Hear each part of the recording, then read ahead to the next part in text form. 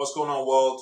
Welcome to my channel. This is Hangout King. My name is King, and today I'm gonna tell you about my experience with losing my PR card. That's my permanent residence card, and this is while I was visiting Mexico around spring break. Okay, so stay tuned. This is gonna be really brief, and I'll just walk you through what the experience has been like so far, and yeah, you might be in that situation. You might know somebody that's going to be in that situation. I'm just going to let you know what your expectations could sort of revolve around. Okay.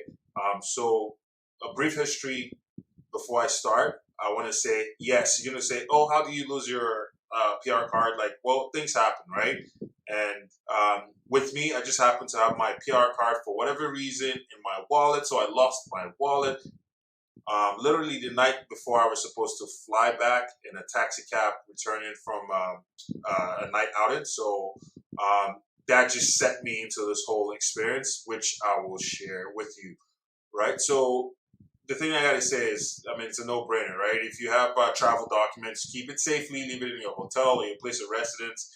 But in my case, I didn't do that. It was a bit reckless, and this is the process that you have to sort of go through to get that PR card back. So what happens is, you find out that your PR is lost, the card.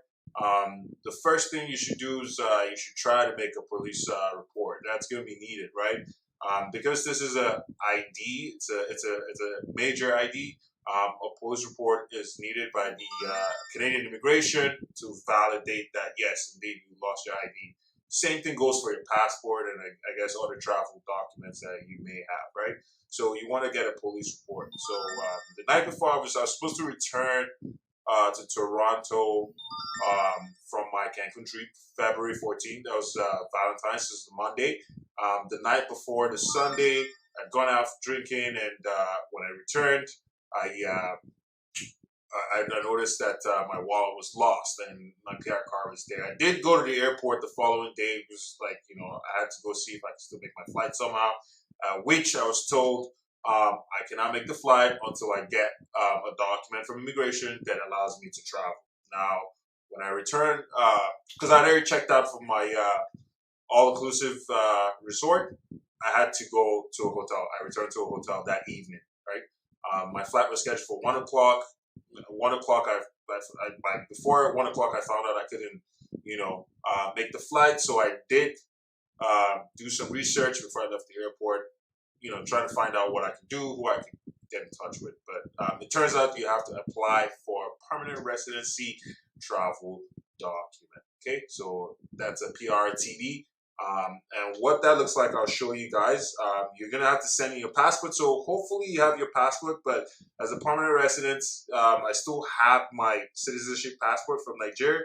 And so when they send you your permanent residence, it just pretty much looks like a visa. So that's what it looks like there. Okay. I'm not gonna sort of show too much, but that's what it looks like, honestly. And it's like any visa, it allows you to enter. And there's a time frame. Mine is sort of like going to when my passport expires with multiple entries. So it just came back to me. So literally February 14th, I went back to the hotel. I gathered, some things that I needed to do the application the following morning because everywhere is closed. You need you need to find a shop to take passport photographs. Those little photographs or something like that you take and you use it to do applications. They'll need two. I think you require that. And now with COVID, you say, oh, why don't you just go to the office? First of all, the immigration office is Mexico City. So I don't know about you, but if you want to travel I'm in Cancun. If you want to travel from Cancun to Mexico City, you need to fly. I don't know. I think you take a car, but it's going to take a longer time, right? But I was in no mood to fly, and then this was still during COVID, so the rules at that time were they were not taking any walk-ins. You could apply online if it's an emergency, or you could send in a paper application. Right now, online application is a little bit different, complex, and I just wanted to make sure I got everything done right, so I did do the paper application. So the following day, February 15th, I set out in the morning. get the passport photographs done, print out like the immigration forms, fill it out, add any supporting documents I could, and then find the DHL before 5 o'clock to send it off to. First, this is important. You're sending it to a halfway house, which is sort of like a visa processing house. So you send it to the halfway house. That's the instruction. You send it to the halfway house. The halfway house checks that your application is complete and forwards it to the Canadian embassy, the immigration office, where they look after your your application. Now, all this time you're gonna be stressed out, right? Because you're, in a different country and you don't really know what your future looks like, given that you've lost the ability to travel back temporarily. So, really important is letting benefactors or people around you sort of like know what your situation is. You know what I mean? It's a mistake. Things happen. That you are safe. And that you will be returning as soon as things improve. Right. You need some money in the meantime to keep up with your living, with your unplanned living expenses as you're extending your stay.